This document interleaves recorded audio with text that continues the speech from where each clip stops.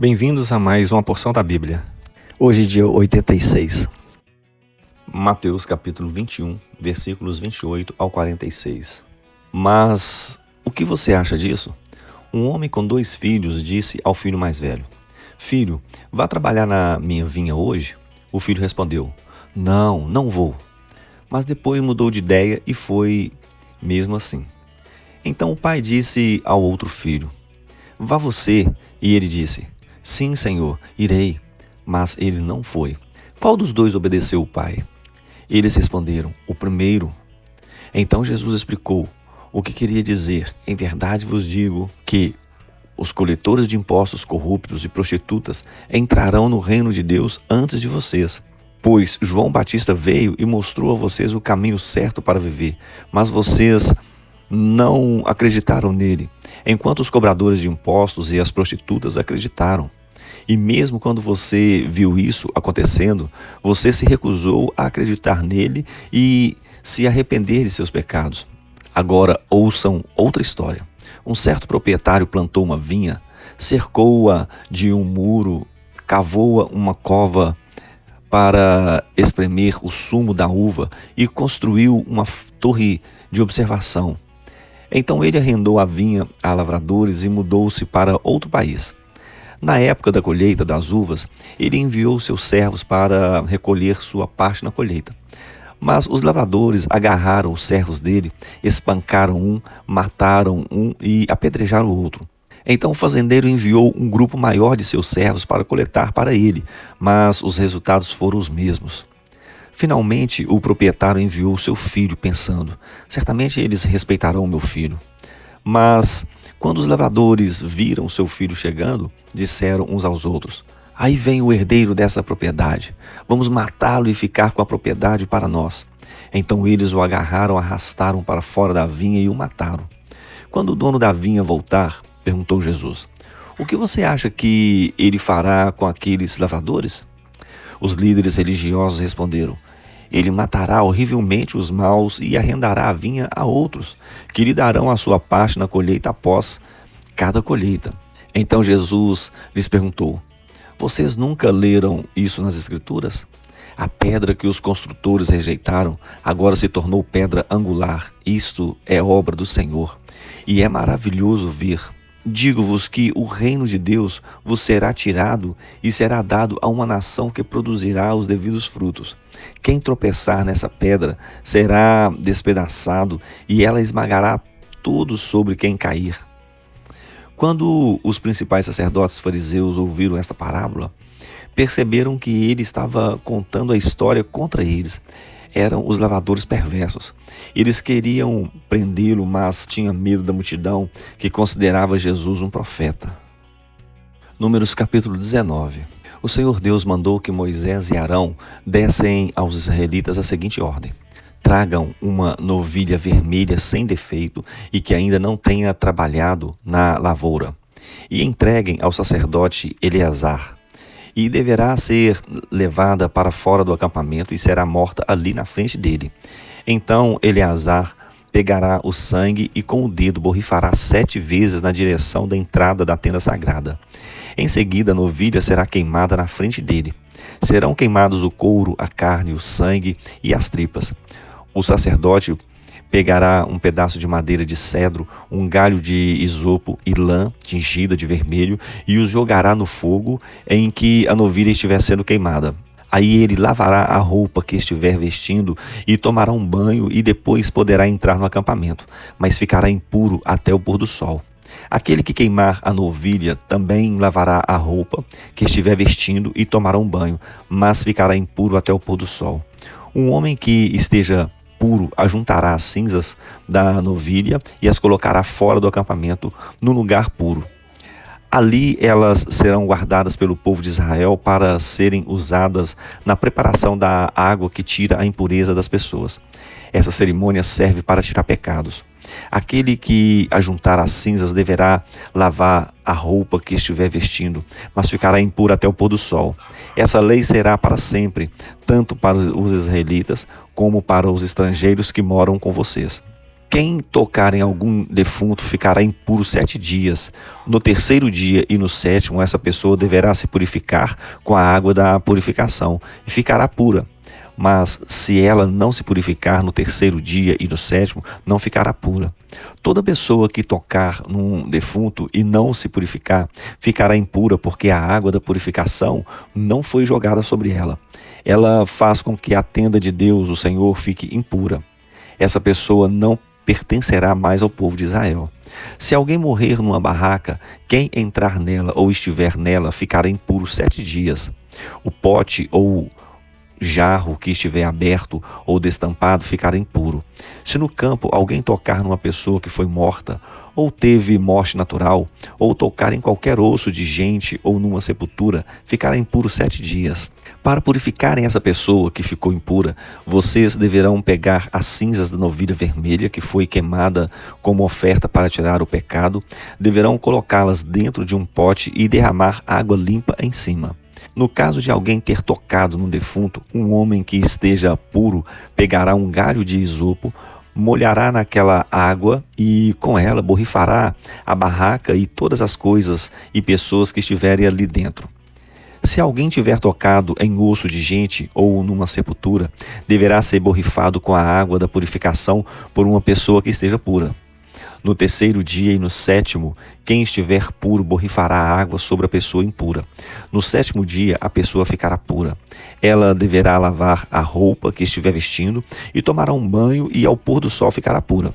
No entanto, quem estiver impuro e não se purificar, ficará impuro porque a água da purificação não foi borrifada nela. Essa pessoa fez com que a tenda do Senhor ficasse impura e por isso essa pessoa será expulsa do meio do povo de Israel. Vocês deverão obedecer a essa lei para sempre. A pessoa que borrifar a água da purificação deverá lavar a roupa que estiver vestindo, e quem tocar na água ficará impuro até o pôr do sol. Tudo o que uma pessoa impura tocar ficará impuro, e quem tocar nessa pessoa também ficará impuro até o pôr do sol. Números capítulo 20. No primeiro mês, todo o povo de Israel foi para o deserto de Zim e acampou em Cádiz. Ali Miriam morreu e foi sepultada. Naquele lugar não havia água. Por isso o povo se reuniu e começou a reclamar contra Moisés e Arão. Eles diziam: teria sido melhor se tivéssemos morrido na frente de Deus, o Senhor, com os nossos companheiros, os outros israelitas. Por que você trouxe o povo do Senhor para esse deserto? Será que foi para morrermos junto com os nossos animais? Por que você nos trouxe do Egito para este lugar terrível, onde não há cereais, nem figueiras, nem parreiras, nem romãs, e além de tudo, não há água para beber? Então Moisés e Arão saíram dali onde o povo estava e foram para a porta da tenda sagrada. Eles se ajoelharam, encostaram o rosto no chão e a glória do Senhor apareceu. E o Senhor disse a Moisés: pegue o bastão que está em frente da arca da aliança e depois você e Arão reúnam o povo. E na frente de todos eles deem ordem à rocha e dela sairá água. Assim vocês tirarão água da rocha e darão de beber ao povo e também aos animais. Então, como Deus havia ordenado, Moisés pegou o bastão que estava diante de Deus, o Senhor. Moisés e Arão reuniram o povo em frente da rocha e Moisés disse: agora escute, gente rebelde, será que vamos ter de fazer sair água desta rocha para vocês? Moisés levantou a mão, bateu na rocha 2 vezes com o bastão e saiu muita água. E o povo e os animais beberam. Porém o Senhor disse a Moisés e a Arão: vocês não tiveram fé suficiente para fazer com que o povo de Israel reconhecesse o meu santo poder e por isso vocês não vão levá-los para a terra que prometi dar a eles. Isso aconteceu em Meribá, onde o povo de Israel reclamou contra Deus, o Senhor, e onde Deus lhe deu uma prova do seu santo poder. Da cidade de Cádiz, Moisés enviou alguns mensageiros que foram dizer ao rei de Edom o seguinte: esta mensagem é dos seus parentes, as tribos de Israel. O Senhor conhece todas as dificuldades que temos tido e sabe como os nossos antepassados foram para o Egito, onde vivemos muitos anos. Os egípcios maltrataram os nossos antepassados e a nós, e por isso pedimos a Deus, o Senhor, que nos socorresse. Ele ouviu o nosso pedido e mandou um anjo que nos tirou do Egito. Agora estamos na cidade de Cádiz, na fronteira do seu país. Por favor, deixe-nos passar pela sua terra. Nós e nosso gado não sairemos da estrada, nem entraremos nos campos ou nas plantações de uvas de vocês, e não beberemos água dos poços. Enquanto estivermos no seu país, ficaremos na estrada principal. Porém, o rei de Edom respondeu: nós não vamos deixar que vocês passem pelo nosso país. Se tentarem fazer isto, marcharemos contra vocês e o atacaremos. Então o povo de Israel disse: ficaremos na estrada principal, e se nós ou nossos animais beberem água de vocês, pagaremos o preço dela. Somente queremos passar a pé. O rei de Edom respondeu: não, vocês não passarão. Aí os edomitas vieram com um exército poderoso para atacar o povo de Israel. Assim, os edomitas não deixaram que os israelitas passassem pelo seu país, e por isso os israelitas foram por outro caminho. Todo o povo de Israel saiu da cidade de Cádiz e chegou até o monte Or, na fronteira de Edom. Ali o Senhor Deus disse a Moisés e a Arão: Arão não entrará na terra que eu prometi dar aos israelitas. Ele vai morrer porque, no caso da água de Meribá, vocês se revoltaram contra as minhas ordens. Traga Arão e Eleazar, o filho dele, e mande que subam o monte Or. Depois tire as roupas de Arão e vista em Eleazar. Arão vai morrer ali. Moisés fez como o Senhor havia mandado. Eles subiram o monte Or diante de todo o povo. Moisés tirou as roupas de sacerdote que Arão vestia e pôs em Eleazar. E Arão morreu bem no alto do monte. Depois Moisés e Eleazar desceram dali. Quando o povo soube que Arão havia morrido, todos ficaram de luto 30 dias. Eclesiastes capítulo 11, versículos 9 e 10. Jovem, aproveite a sua mocidade e seja feliz enquanto é moço. Faça tudo o que quiser e siga os desejos do seu coração. Mas lembre de uma coisa: Deus o julgará por tudo o que você fizer. Não deixe que nada o preocupe ou faça sofrer, pois a mocidade dura pouco. Eclesiastes capítulo 12. Lembre do teu Criador enquanto você ainda é jovem, antes que venham os dias maus e cheguem os anos em que você dirá: não tenho mais prazer na vida. Lembre dele antes que chegue o tempo em que você achará que a luz do sol, da lua e das estrelas perdeu o seu brilho e que as nuvens de chuva nunca vão embora. Então os seus braços, que sempre defenderam, começarão a tremer e as suas pernas, que agora são fortes, ficarão fracas. Os seus dentes cairão e sobrarão tão poucos que você não conseguirá mastigar a sua comida. A sua vista ficará tão fraca que você não poderá mais ver as coisas claramente. Você ficará surdo e não poderá ouvir o barulho da rua. Você quase não conseguirá ouvir o moinho moendo ou a música tocando. E levantará cedo quando os passarinhos começarem a cantar. Então você terá medo de lugares altos e até caminhar será perigoso. Os seus cabelos ficarão brancos e você perderá o gosto pelas coisas. Nós estaremos caminhando para o nosso último descanso. E quando isso acontecer, haverá gente chorando por nossa causa nas ruas.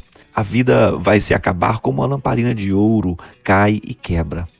Quando a sua corrente de prata se arrebenta, ou como um pote de barro se despedaça quando a corda do poço se parte. Então o nosso corpo voltará para o pó da terra de onde veio, e o nosso espírito voltará para Deus que o deu. É ilusão, diz o sábio, tudo é ilusão. O sábio, usando o seu conhecimento, continuou a ensinar ao povo o que sabia. Ele estudou, examinou e pôs em ordem muitos provérbios. Procurou usar palavras agradáveis e tudo o que escreveu é verdade. As palavras dos sábios são como pregos bem pregados. São como as varas pontudas que os pastores usam para guiar as ovelhas. Essas palavras foram dadas por Deus, o único pastor de todos nós. Filho, há mais uma coisa que quero te dizer. Os livros sempre continuarão a ser escritos. Estudar demais cansa a mente. De tudo o que foi dito, a conclusão é esta: tema a Deus e obedeça aos seus mandamentos, porque foi para isso que fomos criados. Nós teremos de prestar contas a Deus de tudo que fizermos e até daquilo que fizermos em segredo. seja o bem ou seja o mal.